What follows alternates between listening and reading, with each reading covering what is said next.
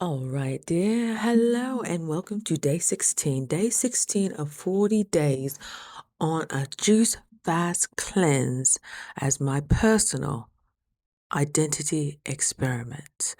Hi, how you doing? I'm Bree. My friends call me Breezy, and I decided to do this to myself because why? I am a recovering food addict, and I can say that proud and loud.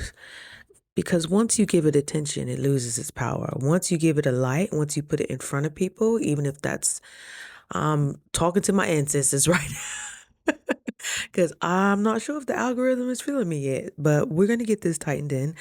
And as I grow, I just want to show that you can start from anywhere with anything and make something of yourself or show that you have a message to share with people because we've all had experiences. We've all had circumstances that were unfavorable. And I think more people need to know how to handle those circumstances. So if you're new to this area, if you're new to this side of the internet, I have invested close to $2,000 to doing a juice cleanse.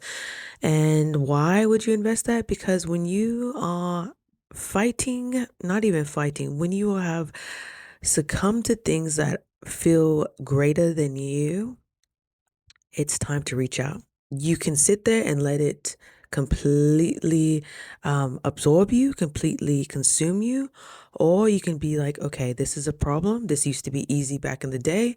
Now I'm finding a little difficulty with it. Where and who? I need accountability.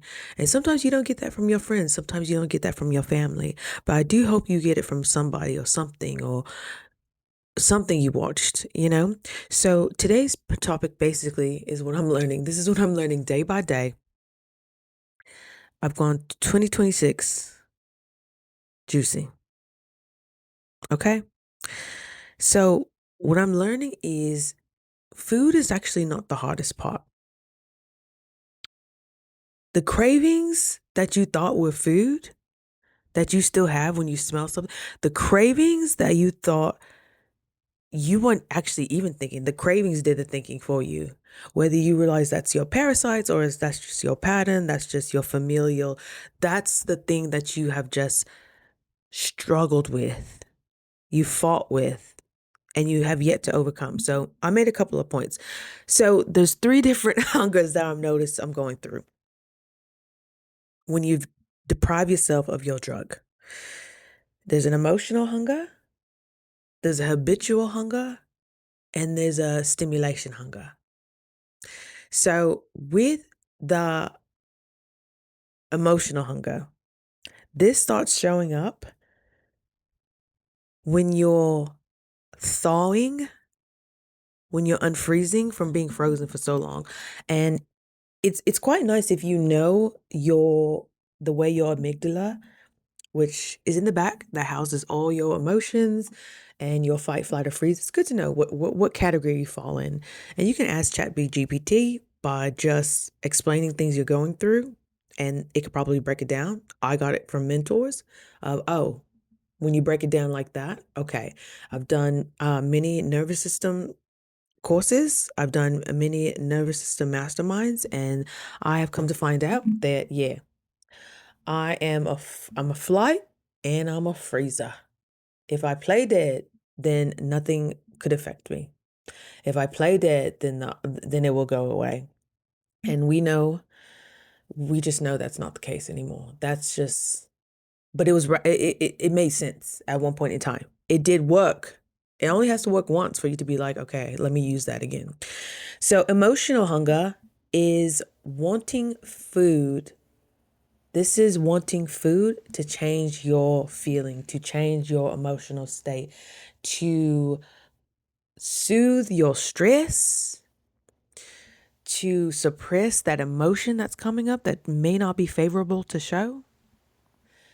It is to silence your growth. It is to silence the speaking that is happening inside of you and outside of you. It is to suppress. That's emotional.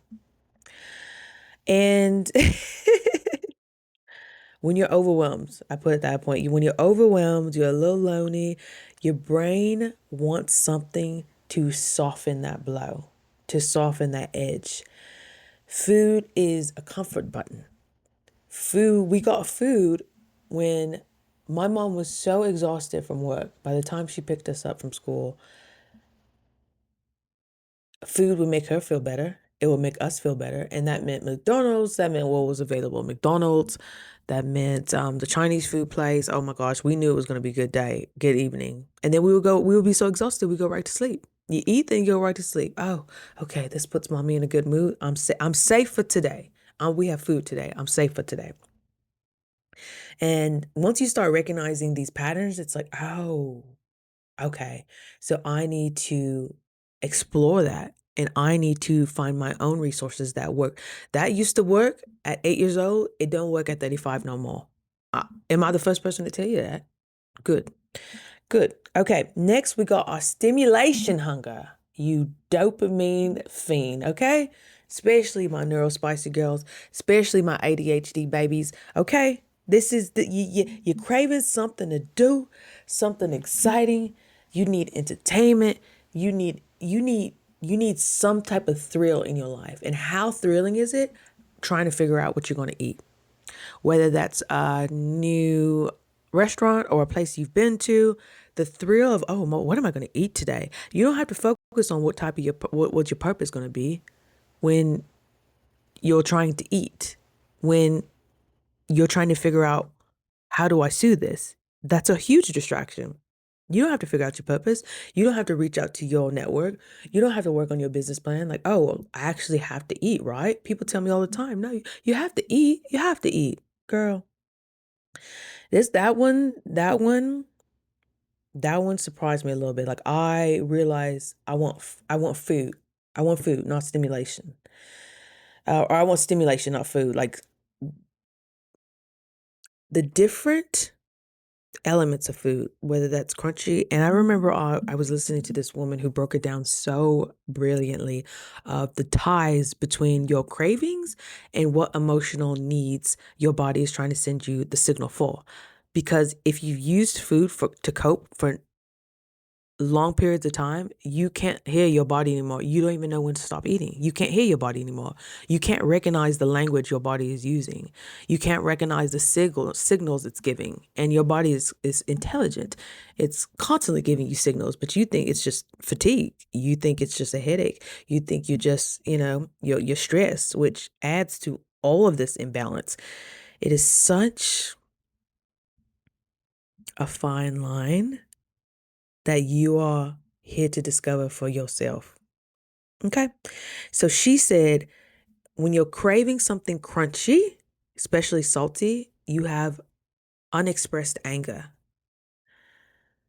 If you're craving something sweet, it's usually having to do with your self-worth, your self-esteem, your self-consciousness.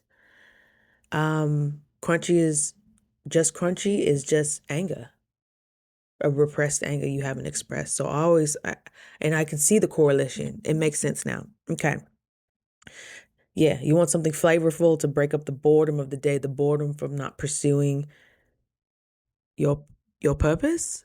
And your nervous system is like, we need to hit a something because clearly you're not going to move. You're not moving to enlightenment. You're not moving to back clearly. So we got to get movement somehow. We got to get stimulation somehow. And that's typically through food, not being stimulated. Okay. Habits. The habit hunger is you're craving a routine because every day at 2 o'clock you're in traffic and you know you're going to get something to eat. You know you're going to get rewarded. You know if you wait past 11 or 12, oh my gosh, that's why I used to tell myself, like, can you just get through 11? Just get to 11 to where I can order something. And it's a habit. Oh, that's how I know I need a break. That's how that gives me, time to see people in my community that I like at restaurants and all that. It's a habit. You typically want to eat at the same time, even if you're not hungry. My body what I was telling is like, oh no, it's time. It's no signals were given of hunger. Oh, we just eat around this time. Yeah. Oh, it's happy hour. Oh, it's, oh, we gotta eat at this time.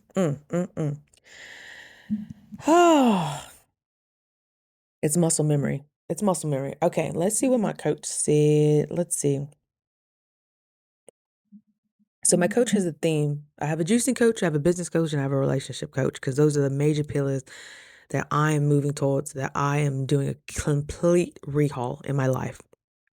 So yeah, I said food was never the hardest part. The hardest part is sitting with myself when I don't have my usual escapes. Do you know how many people don't sit with themselves? No matter what story you're telling yourself, whether you're too busy or you got to cook dinner, who is supposed to know you better than you? And how do you know you if you don't get a chance to sit with yourself? You sit with other people longer than you sit with yourself. When you start sitting with yourself, when you're no longer getting stimulation from your drug, it can be uncomfortable, but knowing that you are doing something few people are willing to do, knowing that you are going to figure yourself out come hell or high water, that's attractive. I feel like that loosens and that eases the discomfort sometimes of learning how to meditate, learning not to run to food, learning to be alone if you've always been in a relationship. It's layers, and be graceful with yourself. You have your lifetime to figure this out. Um, and why not sooner than later? You've delayed enough, you've procrastinated enough, you've ate enough. You know how it tastes. You don't need to reheat. You know how it tastes. And you get heartburn and a stomach ache after anyway. And you're bloated. You haven't even sat down long enough to figure out what your body actually likes, what it likes to metabolize easily. And that's no fault of your own. It's a conditioning. It's a form of distraction. It's a form to keep us in bondage. So now that you have the awareness, what you about to do about it?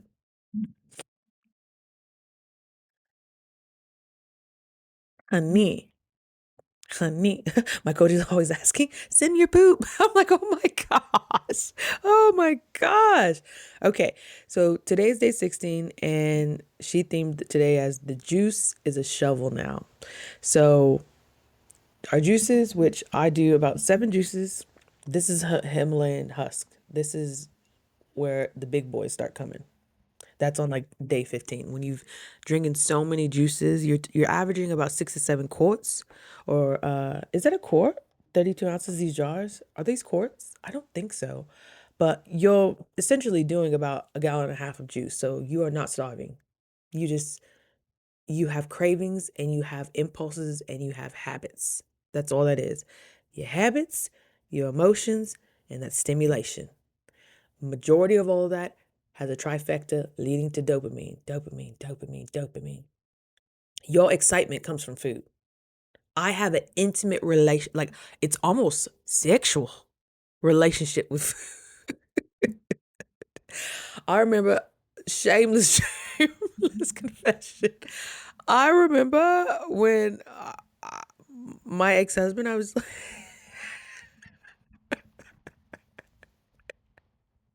one of my fantasies was like, I would love to have like a Thanksgiving dinner while being intimate with my husband, my ex-husband. Girl, you got a problem, girl. But I was like, yeah, that really, like, it was stimulating. Whew, excuse me. All right. And right now they're digging deep into the colon's secret stash of toxic souvenirs thanks to the standard American diet. You may feel emotional, raw, nostalgic, or have random dreams that make no sense. Yep, detox isn't just physical, it's everything. It's everything.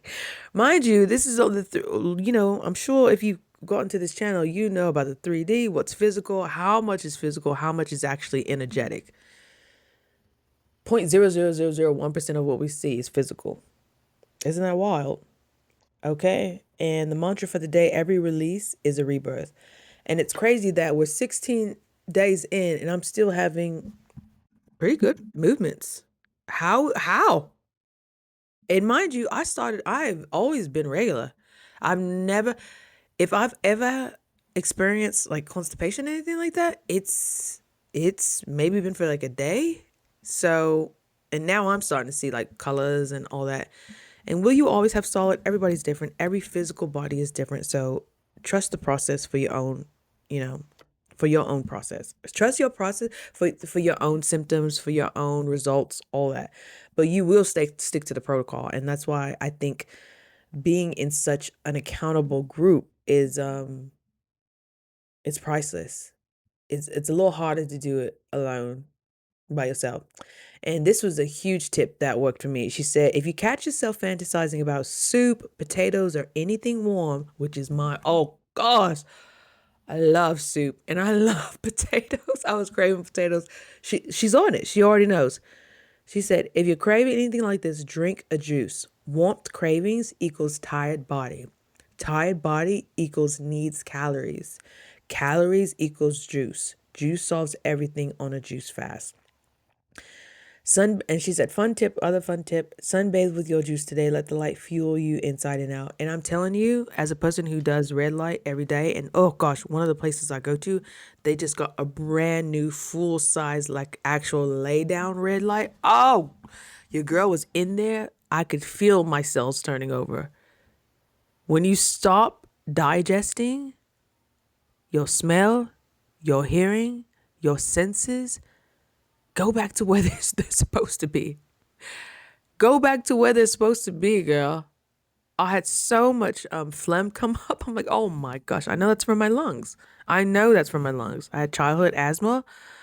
I went through my roster phase, all that. So your body finally has time to actually work on these things and actually move to heal them. So what I'm basically saying to you is put the drug down long enough to trust your body to get you back to where you need to go.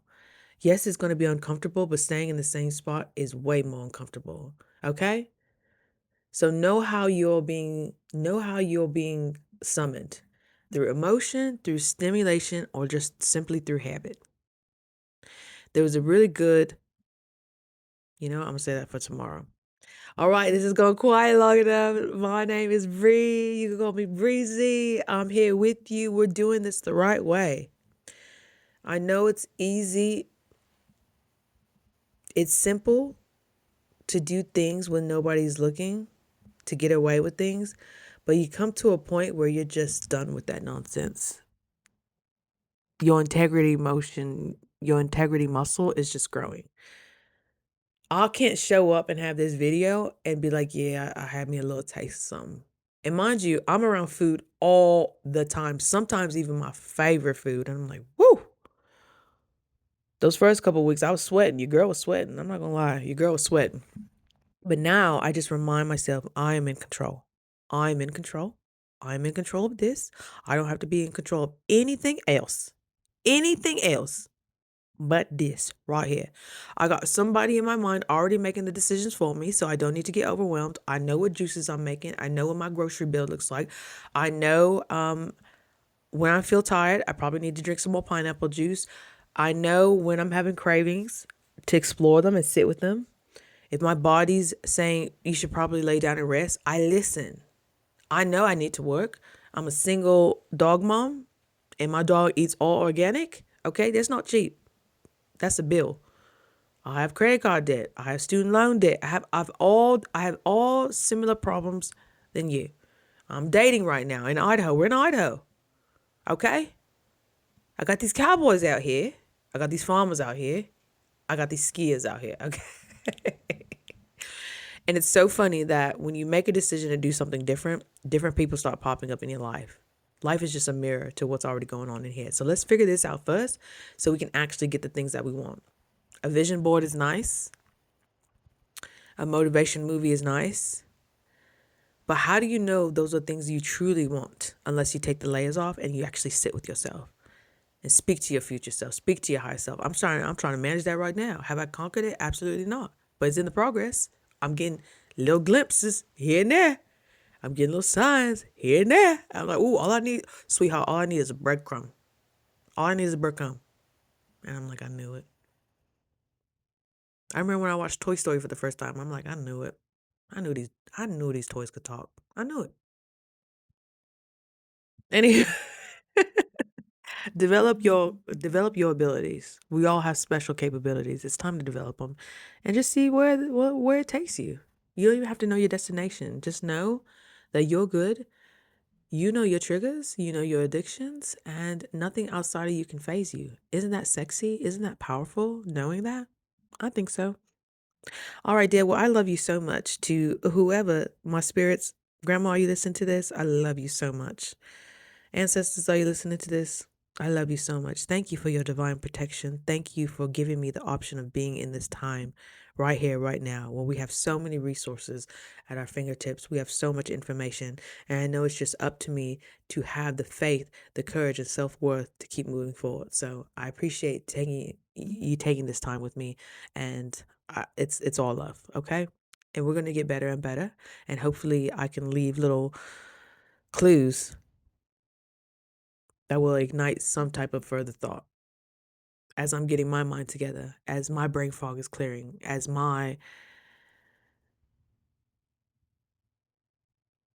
we all just go towards clarity. That's the goal, right?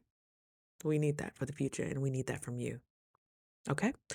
All right, dear. Well, I love you so much, and I hope you guys have a great night, morning, afternoon, wherever you are, and I'll see you tomorrow. You can count on it. Bye.